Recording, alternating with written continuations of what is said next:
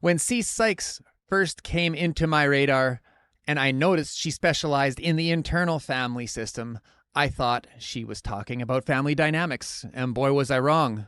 Frankly, Cece blew my mind when she started talking about the family dynamic we all have in our own heads, and she is here with us today in the virtual studio. What's up, Cece? Hey, Daniel, it's so good to be with you. Thanks for having me.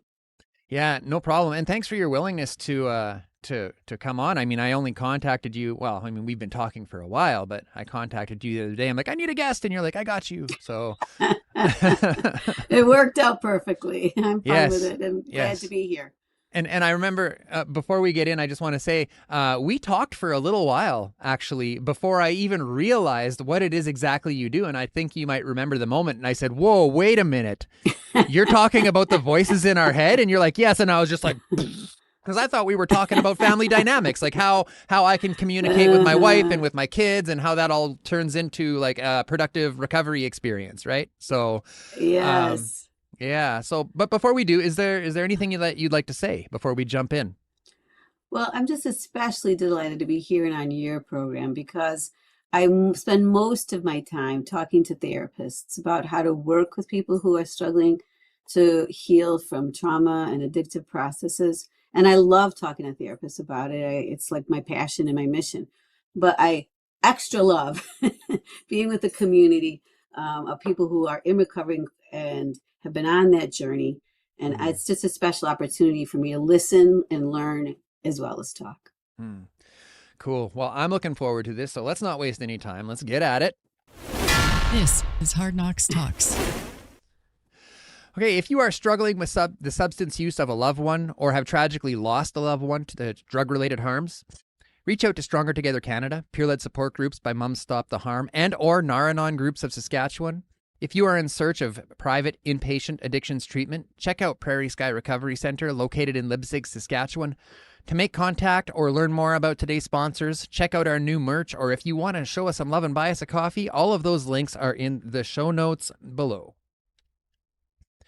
And before we jump in, I just also want to say that if you want to hear Cece, if you want to learn more from Cece, there is a holistic recovery summit coming up at the end of Yes, November, correct? yes, it is. Where you will be talking more about what we're going to talk about today and probably some other things. And there's a bunch of other speakers. And if you want to learn more about that upcoming event, the link for that is also in the show notes. Having said all that, the business end is now done. I am very interested to talk more about the internal family system and how people who have experienced trauma, addiction, behavioral addiction, all of that, how can learning about this system help them navigate the healing process? Mm.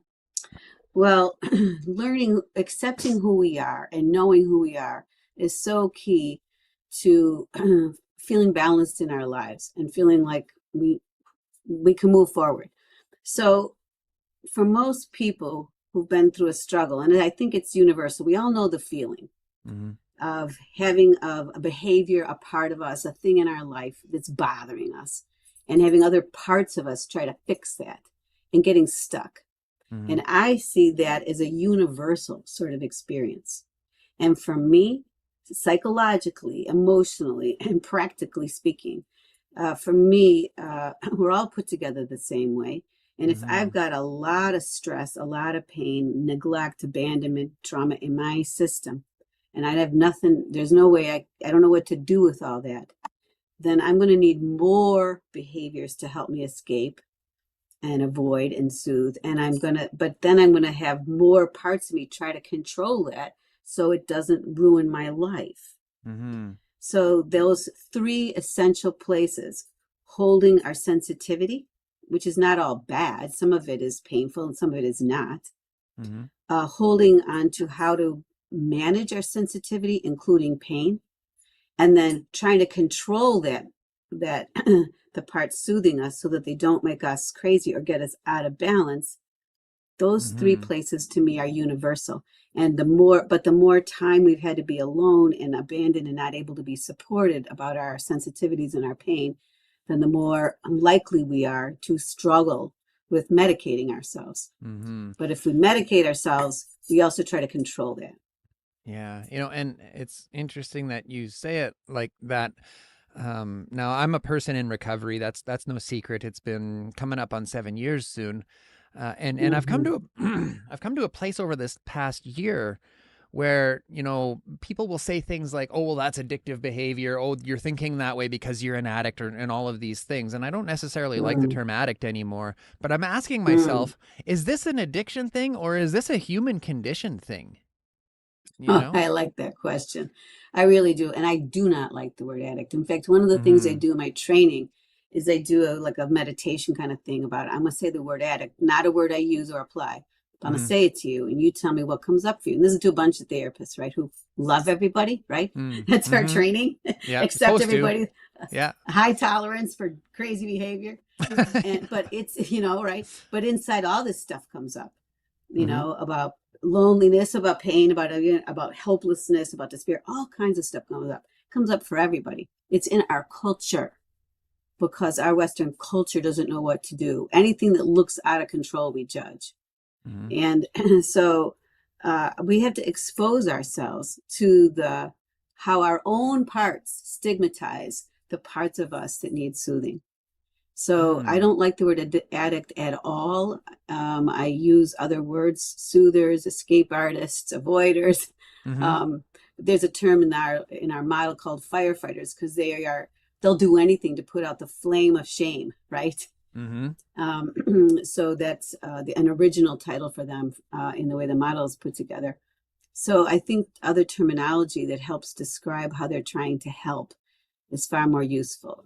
So let's talk about the hierarchy, so to speak, just to make it very, very clear as to what we're talking about here. Now, I think I forget exactly what I named the episode. The thumbnail has we all have voices in our head. Now, we all hear voices, yeah, we all hear voices, yes.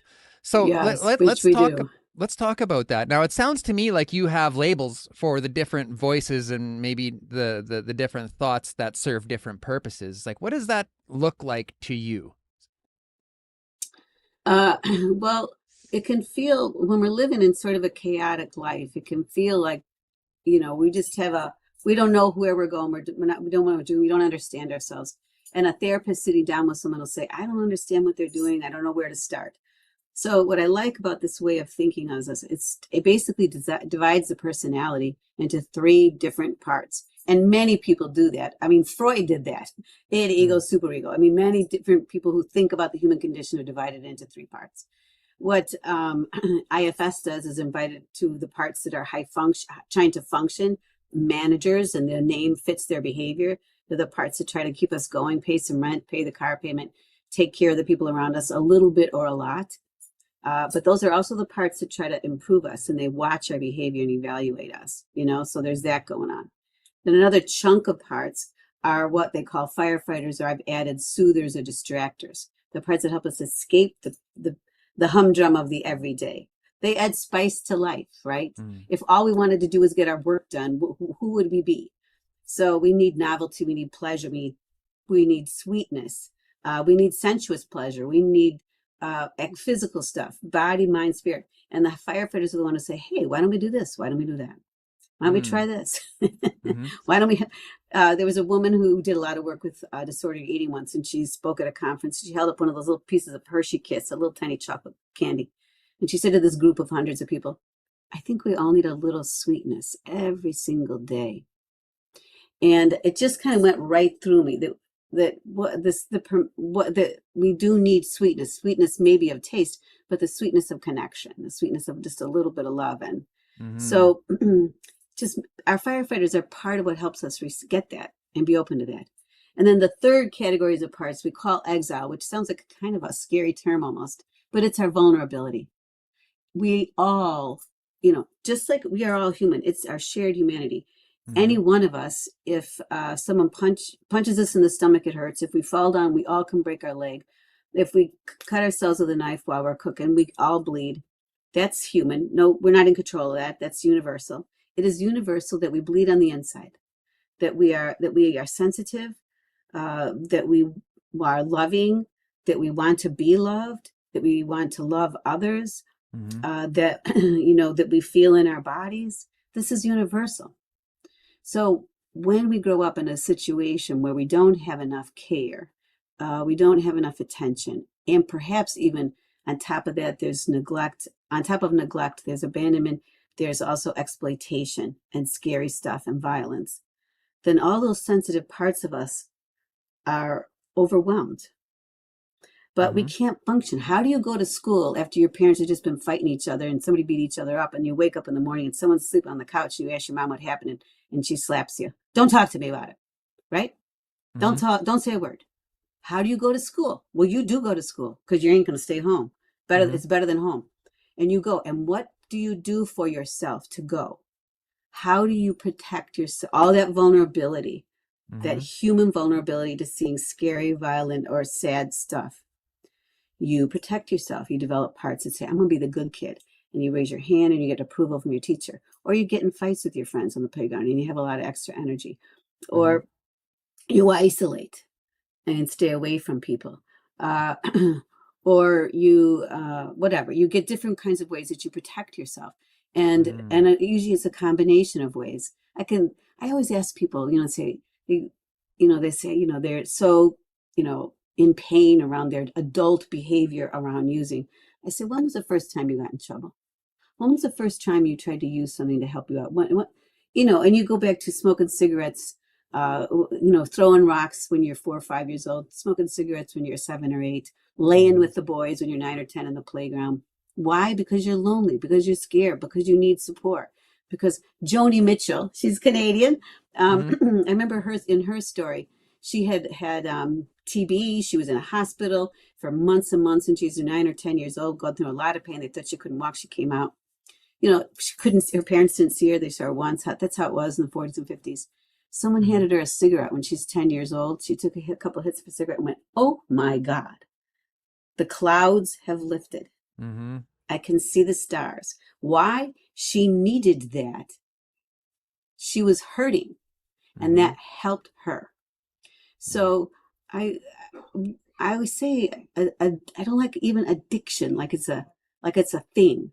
That's a state of mind, and it's this thing that you have, and then you're over. What? Like a disease. I think, Are you saying you don't believe in the disease model? No, I mean, obviously our brain is impacted by what we do.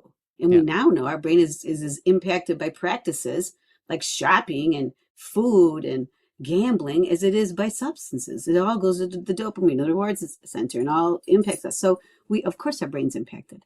Is our brain diseased? If someone says my brain's diseased, I say, okay, but how about the parts of your brain that are not diseased? Okay, so some parts are, some parts aren't. Well, what if we go with that? Medical disease, that's another thing. It's medical, it's embodied. I say, of course our body's impacted. Body, mind, and spirit. We wake up in the morning, we're feeling sick, we're deranged, we don't have good hygiene or good, what am I talking about? What am I talking about? Vitamins, we're all out of whack. Nutrition. Nutrition, that thing I called healthy food. Yep. All that stuff is out of whack. But is that the cause? No, it's the result. So I'm not against those things. I include the body's been affected, the brain and mind have been affected. But to me, there's a psychological component at the core. I don't think people engage without some emotions involved. Got a comment coming in here. Plaid Shirt Travels, thank you for the comment. Plaid Shirt Travel says, had a great conversation with a friend about labels and identifying as an alcoholic or addict at meetings. One thing I came out of it was in remission from alcohol. Personally, and thank you for the comment. Thank you for sharing what works for you. What I've come to describe myself as, and others who come on the show, is addiction survivor, substance use survivor, something like that. Yeah. Can you touch on that a little bit before we move forward again? Like when you're working with people who have struggled with substances and they come in and they're challenged with labels, what are some of the things that you tell them to help them find their own identity? Well, one thing I say, okay, so a part of you was. A part of you or was engaged in certain behaviors that ended up messing up your life. There are other parts of you. There were then and there are now. So we first start there. And the second thing is I want my client to sort of identify themselves. Some people get a kick out of saying, yeah, I'm an alcoholic and that's who I am and I'm okay with that. So for somebody, they're okay with that actually feels like home and they hold it with affection and with a knowingness and awareness. Someone else says, I go into treatment. I was told I was an addict. I was a habit the rest of my life and all I could do was learn to cope. I came out and used way more. That sounded like the most hopeless thing I'd ever heard. So for me, what I like about the way I work is I ask people, how do you identify this for yourself? And when they say I'm an addict, that, however, I don't ever accept. I say, so can I reframe that for you? So parts of you get engaged in different kinds of addictive processes. And who does just the one? Really? Oh, Not me, apparently. I've come to learn over the course of my recovery that there's layers to this, man. Like I've been doing a few things that haven't served me well. And even almost 7 years in, I'm realizing, wow, I'm displaying behaviors that are not serving me and they are not serving my family, So sure, it's a process, right? Yeah. So the thing though about labels is that I don't want to identify around one particular behavior. So most people who are using also had all kinds of functioning going on. I always use the example of the guy in his mother's basement, right? He's like, okay, he's drug, alcohol, sex, hooking up.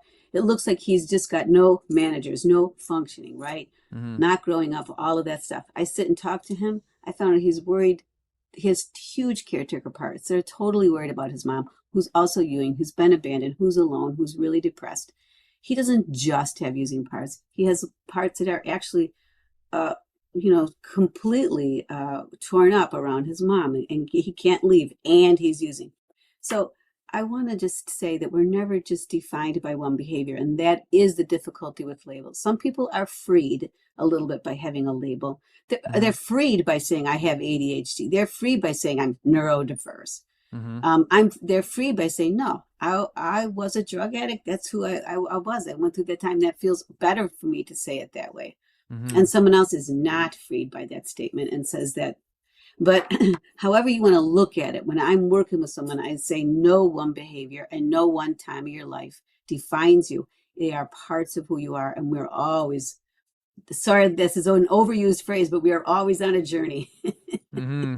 I heard you say just now, when you're describing the man in the basement, in his mom's basement, you said he's got no managers, or he thought he had none. So, where does this start then? Like, so we're growing up, we have some things happen, or we are led to believe that this is how we cope.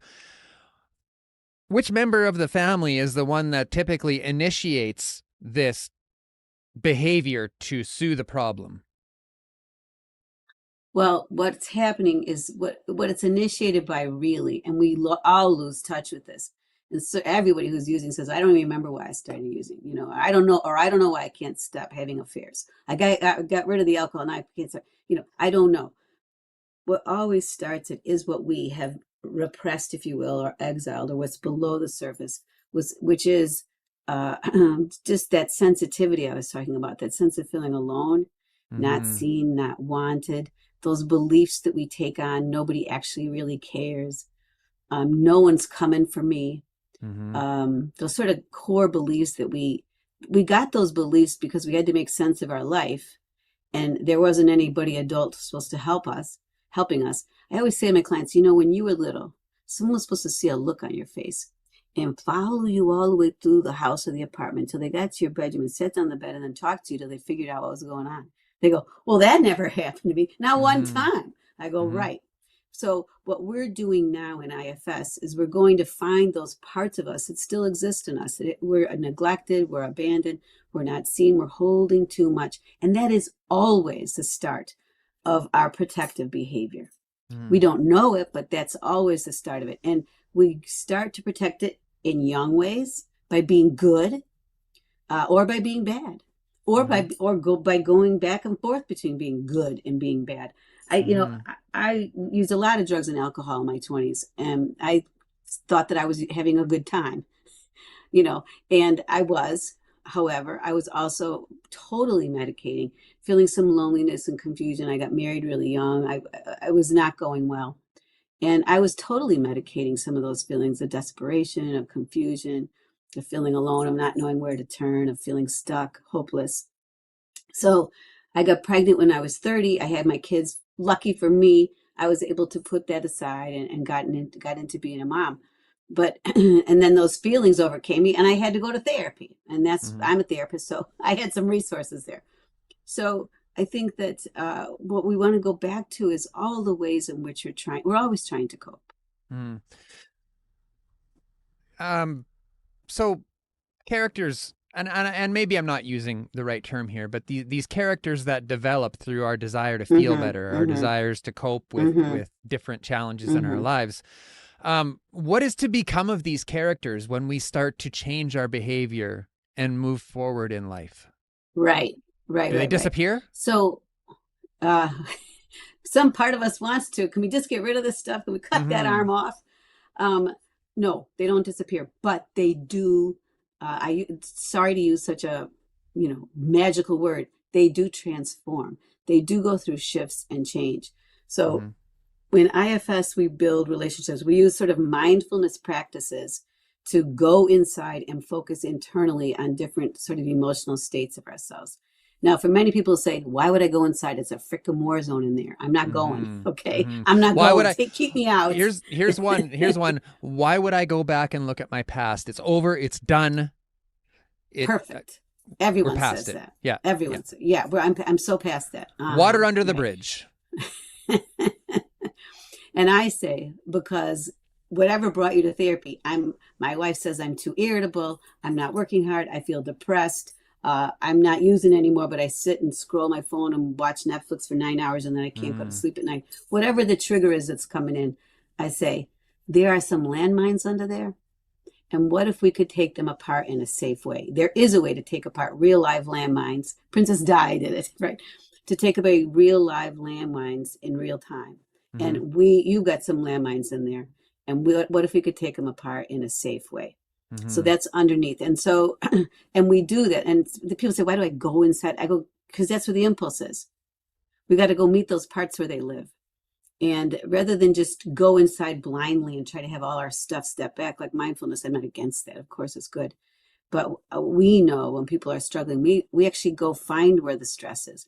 We go find the part that used to use. I was working with someone not that long ago, been sober, as she would call it, for over 30 years. Was when she was a young mom, though, she drank her face off. And, drank her husband's drink, a whole thing. And nobody talked about it. And eventually she stopped. And we went back to that part and she listened to her. And I said, visualize that mom. She's 29 years old and 3 or 4 kids and just sitting at the table, just so down. How do you feel toward her? Could you open your heart toward her? Could you get curious? Ask her to tell you what was going on for her. She felt so inadequate, so unable to be a mom, so unable to be a wife. So, knowing how no template in her head for what healthy looks like. So scared, all these parts. And, drinking was such a help to her. But to listen to that part and how drinking was trying to help her with emotions and fears that were untenable. Mm-hmm. So it was just powerful for her to just listen to that part of her, because another part of her still held her in judgment. And that's why we go back, because the judgment's still there too. Mm-hmm. I've worked with people many times. This particular example is in a chapter I wrote a while back about a guy who used very, very heavily, injecting at 14, a lot of stuff going on. Stopped using when around 30, went to school, all that. Came for therapy then about 20 years later, because he's using cannabis, getting high every single day and feeling okay. He's like, no, it's not working for me anymore. Mm-hmm. It's really not. So I very early on, I said, he's talking about he was selling dope on the corners when he was about 12, 13 years old. I go, when you tell me that, can you almost see that kid? He goes, yeah. Because we have those images in mind. I say, so let's go back to that kid that you talked to me about. Let him know, let him, just look at him for a minute. How do you feel toward him? He goes, he's a little jerk. He messed up. He's this little dropout. He's a little asshole. I'm like, wow, it's been 30 years. So why we go back is because that little part is actually still hurting and was never understood. And another part of us still sits in judgment. And that judgment is also painful. It's just as painful as the memories of using. So what we can do is when we have to go find our part that judges. Okay. And listen to it and say, if we can help that kid, will that help you step back? So when we're talking about, go back to the hierarchy again, and forgive me if I'm being ignorant here. Now you're talking. No, it's fine. It's good. There's managers, there's firefighters, and then what was the third one? Exiles, our sensitivity. Exiles. Okay, so when we're talking about the situation that you were just saying, like, let's go back and have a conversation with 12-year-old guy selling dope on the street. Now that judgment, where's that coming from? Like, where would you put that in the hierarchy? Those are the managers. Those are the managers, because the managers want us to be good. They want us to be good people. The managers are the ones we want our friends and neighbors to see. What a fine, upstanding human being we are. And we have that, and we want to be approved of. And we feel that way when we're 6 years old in first grade, and we feel that way when we're 46 years old and we're going to work. So, and that's just in there. We want, because we want to be loved and accepted, and that's human. That's okay.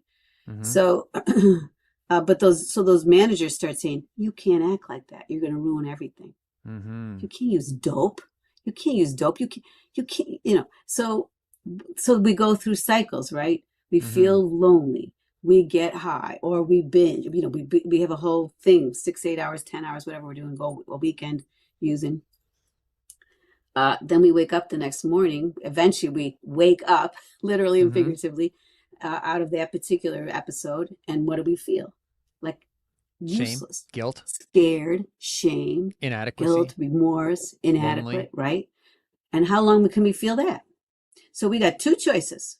We're either going to go use again so we don't feel that, or we're going to get back on track, and our managers are going to go to work, and we're going to clean the house, and we're going to yell at everybody, and we're going to start getting almost perfectionistic in our ability to get back going again. And how long can we do that? How long can we be perfect? Not that long. Then we start feeling inadequate again. And then, well, this time I think I'll go use. So this cycle, right, goes back and forth. It's not linear. It's a circle. It's all true. You could say that someone with addictive processes has very severe self-loathing. And the reason they use is because of their self-loathing. And there it would be true. You could say someone who's using has really been abandoned and so no sense of themselves or adequacy. That would be true. You could say someone who's using is stuck in a craving and they can't get out. They've been using a long time. It's a deep rut for them. That's why they keep using. There's truth to that. So I'm not here. So for when IFS, we work, you can't get better unless you work with that internal self-loathing and with the sensitivity underneath, and building a connected relationship with the parts that use, so we understand how they're trying to help. What is a craving? Oh, that's a good question. I think it's both physiological and emotional. And who's craving? So,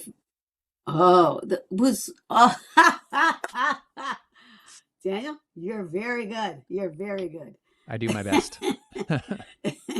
I have therapists who don't know how to ask that question, and that's their job. Maybe I should become a therapist. There you go. Go ahead. Yeah.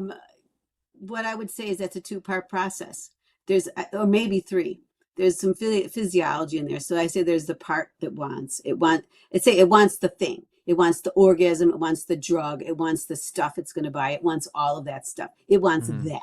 There's a part that does want that. Plain and simple. I'm not going to minimize that. It makes the craving look like that.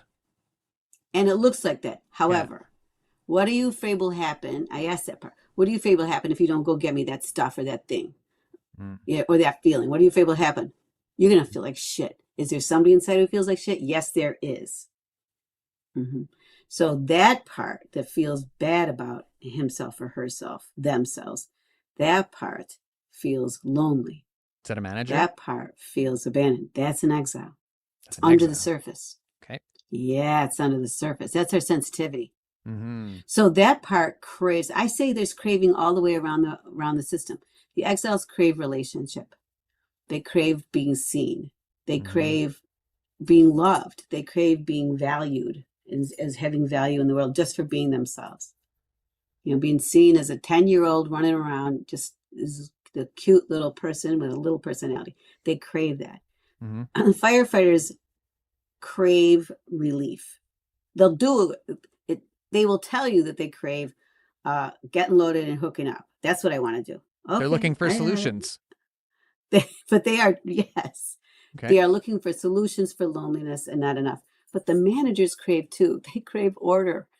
They crave, can we just be seen like a good person? Like they crave that sort of outside approval, Mm-hmm. and they crave having order, and they crave how many people, and I'm sure your listeners can relate to it, have spent their whole lives just trying to look normal. Because we grew up in a family that didn't look so normal. And we just spend so much energy trying to look normal. Mm-hmm. And that's exhausting, of course. Mm-hmm. So those managers have a craving too. So I say there's craving all the way around. Wow. So where do we even go from there? Where we go is we build relationships with those parts. What I say is it's never too late. Why? Anything that I remember today, anything that my clients remember today, they don't want to have a memory or they don't want to have a flashback of this or that event. I go, I know you don't, and I'm sorry you're having them, but guess what? Anything you remember today, we can help today. Can I? Not too late. I'm just going to interject right here. Yeah. In my own experience, while flashbacks are terrible, while triggers can be very awful, it has been through my triggers that I have found healing. Triggers Say more about that. How did that happen? Triggers are teachers. Mm-hmm. And there have been times, and I'm going to talk about my relationship with my wife. Some very traumatic things happened to her and and to me and all the things. And we did a show one time where she shared her story and, parts of her story. And something in that triggered me, and that trigger lasted for at least a month. And it was finally through not being able to handle the pain anymore and saying, look, this is wrong. And I was like, what you said was wrong. And she's like, well, what do you mean? And that started a conversation that was very deep and very painful and very dangerous, some might say. But the end result of that dark walk together brought us much closer together, and we are a much better team and people as individuals today because of it. Yeah. So what's normally exiled in you, what's normally under the surface, back burners of our consciousness came right up to the top. That and you, rather than push it back down again so that you and your wife could have no conflict or whatever, it stayed on the front burner for weeks. And then you're like, okay, this is real. In IFS, we say you spoke for those parts. You didn't come from it. You spoke for it. You said, this is what's happening. This is what I'm noticing, or this is what I'm thinking or feeling. This is what I want to say. So we would say you were in self telling her about a part of you. So there's 4 then. There's 4 levels. Yeah. Okay. Yeah. So there's self. Then there's the managers, the firefighters, and the exiles. Yeah, sorry, I kind of left out a key part there. No, that's okay. That's why we're having this talk today. I'm trying to understand myself. Right. Okay, so when that sense of awareness. So when an exile comes up, when there's a trigger and an exile says like, "Hey, that's me, my time to shine," comes up to the surface and knocks on the door and says, "Dan, you need to talk about this." Yes, it does. It says, "That's it. That's it." And, it keeps knocking. And this time, you've heard it before, but this time you really hung out with it. You really considered it. We jammed, you really took man. It seriously. Yeah. Yeah. And it felt really good. It was painful, but it felt good, right? It did. To own up to that and it be there?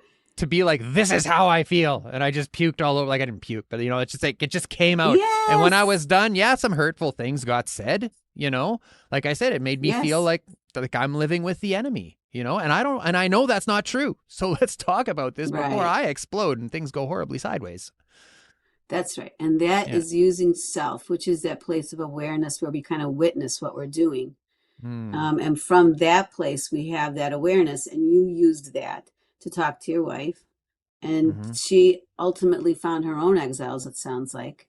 She Mm-hmm. had, when you said that, it triggered some painful stuff, some sensitive stuff in her, Mm-hmm. I'm assuming, and maybe Mm-hmm. some protector parts too. But you hung in there until you sorted it out. And I would say that in any healthy relationship, it's not, what is it, supposed to go smooth all the time? No.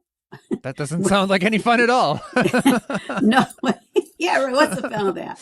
Yeah. But getting to the place where you can say, what happened there shamed me, or what happened there hurt me, or I'm not feeling heard here. To speak for that vulnerability Mm-hmm. is absolutely key.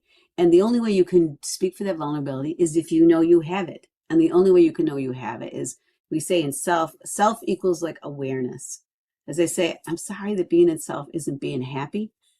Mm-hmm. It doesn't really always work that way. Sometimes what we're aware of is something quite painful, or we're Mm-hmm. aware of our grief. Mm-hmm. But that awareness is clean and clear. And from that awareness, we know what to do to take care of ourselves. Mm. You mentioned protector. Yeah. Is there another level that we haven't yet talked about, or where does the protector fall into this system? All the managers are protectors, and all the firefighters are protectors. They're Mm. all there to keep the system functional. I mean, they have a function. Like I say, in a relatively balanced system, your managers do a good job, and you say to yourself, and you feel contentment, and a little proud of yourself. Okay, good. That was a good radio show. Good. I'm good. I have a nice talk I had with my fifth grader. I did good. We did good. That's great. Mm-hmm. So we do management. We feel good about ourselves, and a balanced system. Firefighters, we watch TV. We watch a good show. We make popcorn. We go out. We take a walk. We walk the dog. We do whatever we want to do. We scroll a little bit, but we don't. We put stuff in the shopping cart, but we don't buy it. Mm-hmm. Then we go back and eat dinner with our family. We have a little fun. We mix it up a little bit. Mm-hmm. We don't deny ourselves dessert. Mm-hmm. Not every day. And so the firefighters, balance system, and but we have sweetness and novelty and fun. It's part of life. And then Mm-hmm. we feel sensitive, and we get our feelings hurt, and we also feel joy and playfulness and silliness, and that's also our little exiles when they're not hurting. Mm-hmm. They're sensitive, they're open-hearted, they're fun, like babies. I'm a grandma now. I have these little beings around me. It reminds me all over again how babies are so in their body. The kick, foot, touch, everything. Mm-hmm. So when we're in our exiles, we can do all that. We can goof around that way. There's no shame around what our body's wanting to do. We're good with it. So that's balance. But when we're extreme, when those little exiles have been hurt and abandoned, we have to protect ourselves more intensely. That stuff, both managers and firefighters both go on steroids. It is not just firefighters. It is not just using that's out of whack. Self-loathing is out of whack as well. Mm-hmm. Self-loathing. Now that sounds like a managerial role. That be right? Oh, it is. Yeah. Oh, you nailed it. You nailed it. Yeah. So when you, and maybe you can answer this and maybe you can't, but we do tend to have a lot of parents in our viewership and our listenership. Yes. Now, and I want to talk about two sides of this. One, actively using and displaying toxic behaviors in front of your children. How does one start to approach the guilt around that? But honestly, if a parent wanted to talk to their child about substance use, using this framework that we've been discussing, is there a way that you've seen more effective than others when it comes to talking to our youth about mental health challenges around substance use? Wow, that is such a good question. And you're adding another layer to it, which is, let's say mom and dad have had their own journey, and the kids have been somewhat of a witness to that. So it feels pretty complex. Yeah. So where do I start? Before we go into this, let me just share a little bit with you. Now you're identifying my family right now. So just in what you've said there, like my son was apprehended from Donna and I when he was 3 years old. And about a couple of months ago, we drove down our old street and right away he said, "I remember this street." So that's sort of what I'm talking about, because our son is turning 10 now. and there's some bullying going on at school, and there's some segregation going on, and like he's learning about these things, and I remember when I was that age, I remember, and I remember what I did when I was 13, and it sent me down a dark path. Now, that path sent me to where I am today, but now having that context, please continue with what you were saying. Right. Well, thank you for saying all that. Hmm. And speaking to that. And I bet your listeners love all that because everyone can resonate with that. So I'll talk first about, so there's not a right or wrong answer about when to tell our kids, but usually the shortest answer is answer the questions when they ask them. So put the kids in charge of asking. But when they ask, start trying to answer.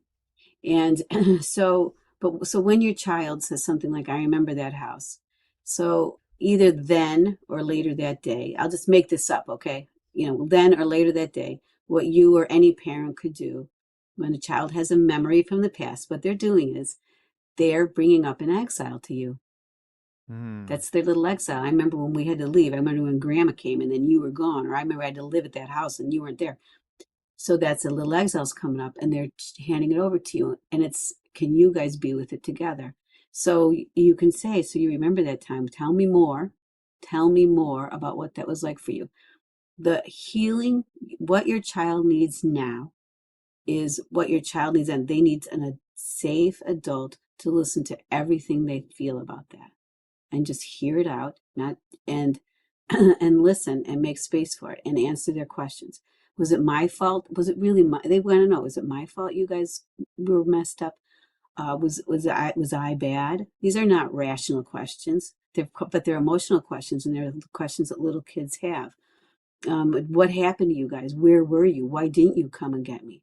So, and you say things like, I was not well. Your mom and I were using drugs and alcohol. We couldn't take care of ourselves, so we couldn't take care of you.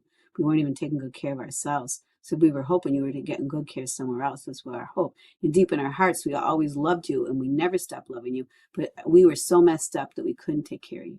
And then you pause and you say, what's it like for you to hear that? How's it doing? What's it like for you to hear that? Tell me what. So you invite. Yeah. How's it? So you do a little chunk and then pause. And how's it to hear that now, honey? What's going on? What comes up when you hear that?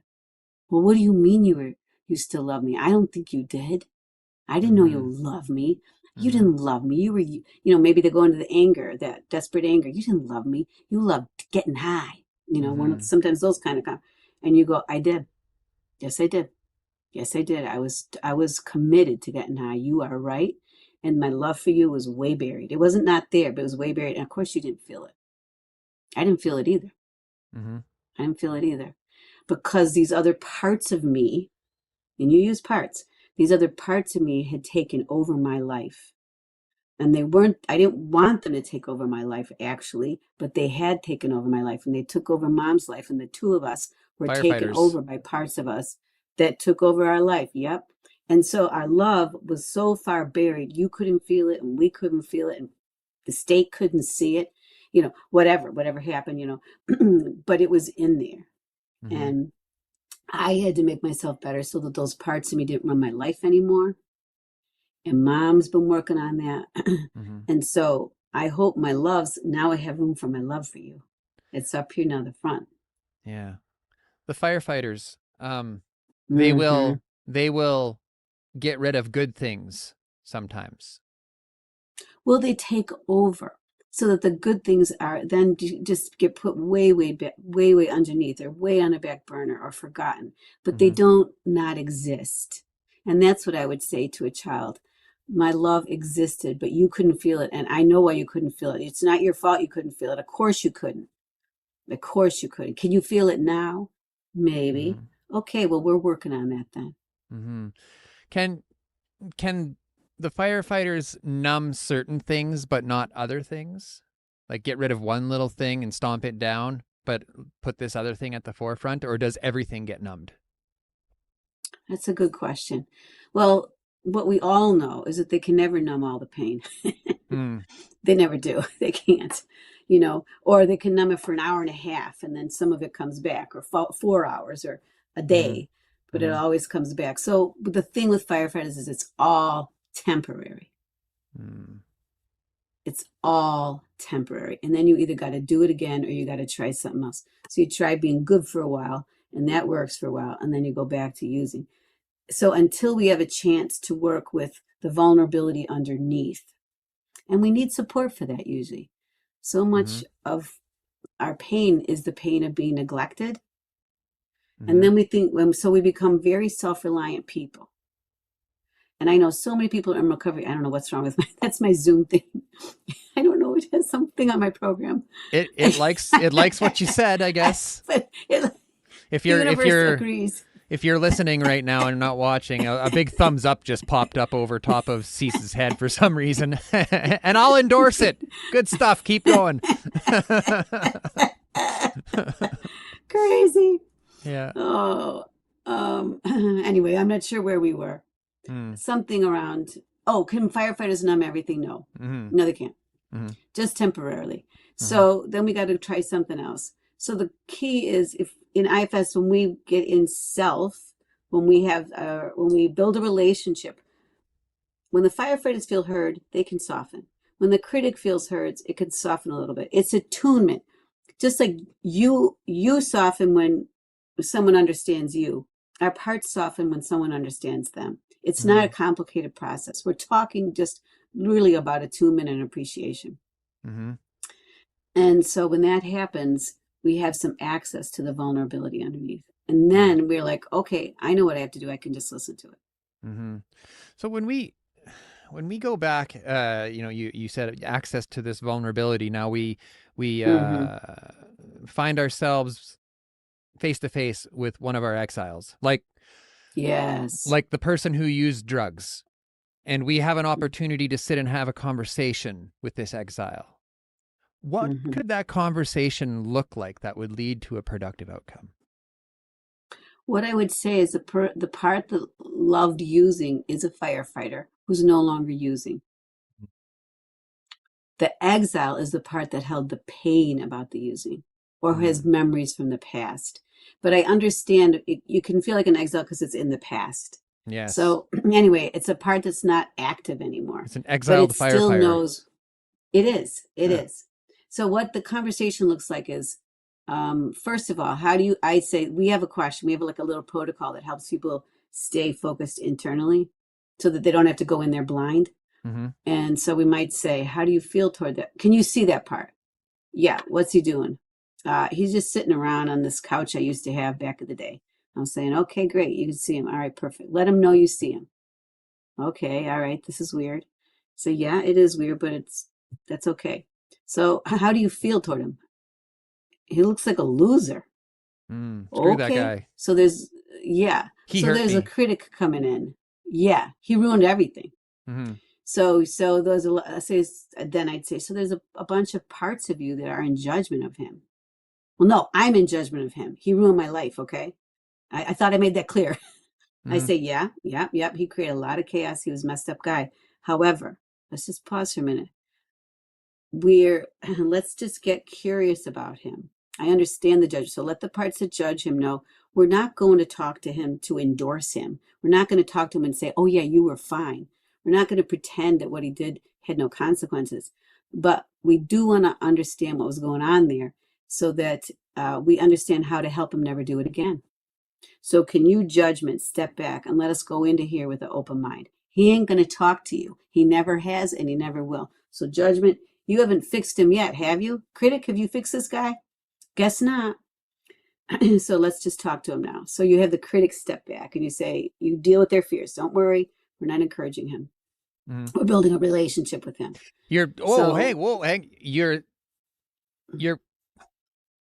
You're satiating the critics and the judges' fears so they can step back. Don't worry, guys. Yes. We're not going to endorse this guy. Chill out for 5 minutes and let me talk to him. That's exactly what we do. And we have to do that because they're right there. They're right there. They're right there in our mind. Managers. So they go, those managers goes, we'll give you 5 minutes, more or less, right? Yeah. They stay skeptical. And I always say to them, okay, stay close. And if something's bothering you, you come back in and we'll talk to you, okay? So if they get scared or they get nervous, they'll come back in and they'll say, wait. And the person, anyway, so the person will start judging the part again. But If they stay back, we go, okay, pause. Now, Dan, how do you feel toward that guy on the couch now? I could talk to him. All right, let him know that you're here. First thing, let him know that back in the day, he was all alone doing all this stuff. He was all alone. He had no support. Let him know you're here now. The you that's talking to me. Say, okay, I let him know. He doesn't know who the hell I am. I go, right, he doesn't. So tell him you want him to get to know you and you want to get to know him. Okay. All right. So ask him. And we have some questions. So it's not just open-ended, right? So that we know what to do. Ask him when he was out there making sure that you had enough stuff, making sure that you were using, which he did. He was committed. Ask him, how is he trying to help you? Are you kidding? I go, have that manager step back. Don't worry. We're not inviting him to do it again. We're not inviting him to do it again. Just ask him, how is he, from his perspective, how is he trying to help you? And he says, I was helping you get high. I say, right. Got it. And anything else? Well, I don't know. Say, all right. Then the second question, what were you afraid would happen to me if you didn't get me high as much as you did? If you didn't take me out, really take me out, what were you afraid would have happened to me? Well, I don't know. I said, well, just think about it a little bit. What are you afraid would happen? If you could never, if those days you could never have got me high, what would have happened to me? Oh, you would have fallen apart. You would have been miserable. You would have been crazy. You would have been all alone. Sometimes they say, I got you friends. I got you connection. And a good, it wasn't just bad. It was connection. You got you connected, but there was also connection in that, right? There was community in that. And everybody in that community understood there's trauma underneath the shit. And they didn't have to say it. Everybody knew, really. Everybody knew there was suffering. And we didn't have to talk about it. And we just used together. Okay. All right. There's something in that. So now pause here. I'd say pause here, Dan, and let that guy know you're listening to him. He got you some community. He got you not being so alone. He got you feeling better. What was he afraid will happen if you didn't feel that good? You'd feel bad. Okay, now so now, Dan, ask that part. It seems to me that part that used knows about another part or parts of you that feel bad a lot of the time. And he'll go, oh yeah, I know that. I know that guy. I know those guys, yeah. Say, okay, got it. So you were really protective of them. Yeah, I guess I was. All right. So let me ask you, say, Dan, ask the guy who used to use, ask him if he saw that we could keep, because you've already started, Dan, if we could keep working with the parts that were feeling bad in such a way that they weren't so fragile or so lost, so they felt strong again and connected again. Would that help him really ease up, feel better? So that's the negotiation. We're offering an alternative. He's trying to make you feel better.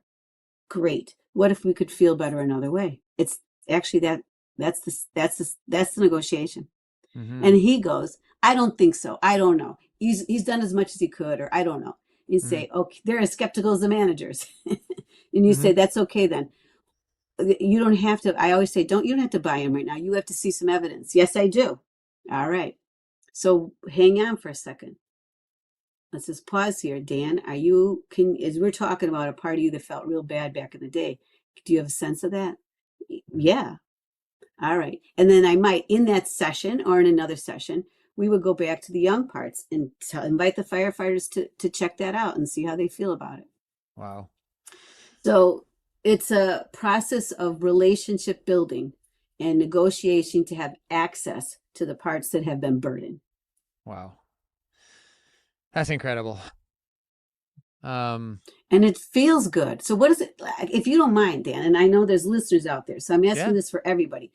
When you hear that, you could almost do it with me, right? Just a tiny bit. Oh, I was completely visualizing everything you were talking about there. Like I saw the couch, I saw the guy, I saw that, there was a couch. There was a couch. Yes. And there was a guy.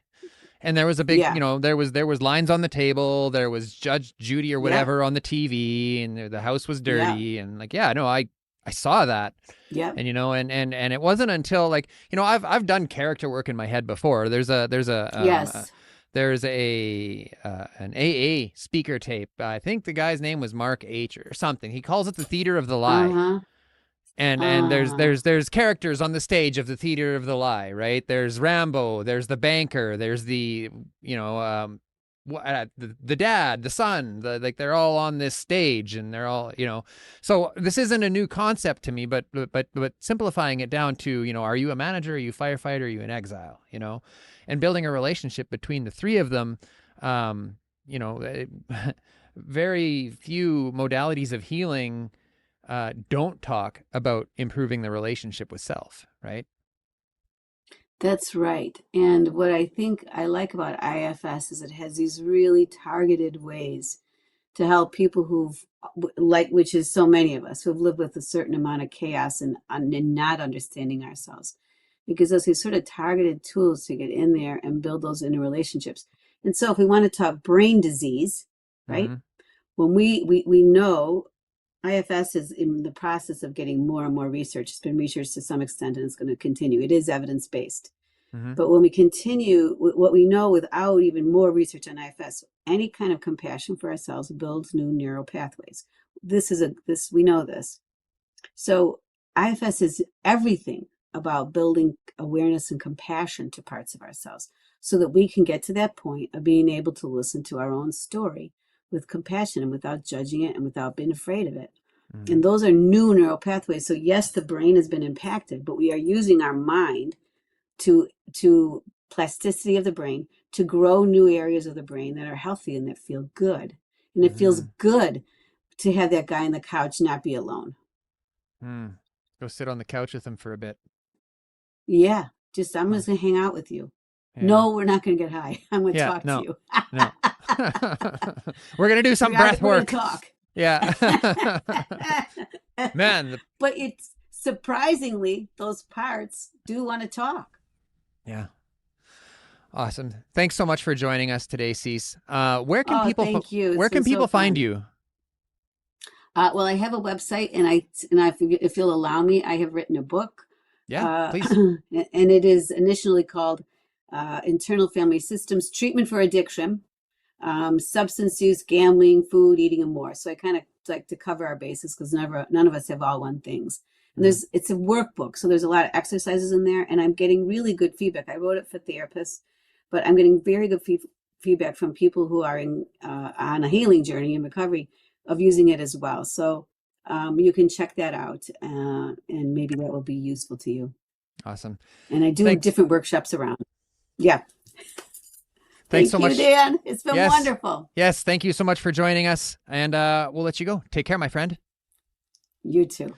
Bye-bye. If you're getting something out of this episode, please click that likes button at the bottom of the screen. If you are not yet subscribed to us on YouTube, please subscribe. Turn on those notifications. We go live every Friday morning, every Sunday evening. We have lots of content for you to catch up on at any given time. If you don't have time to sit and watch us on YouTube, you can listen to us on Apple Podcasts, Google Podcasts, Spotify, wherever you listen to podcasts. That's it for me today. We'll see you Sunday night. Take care for now. Say, this is Hard Knocks Talks.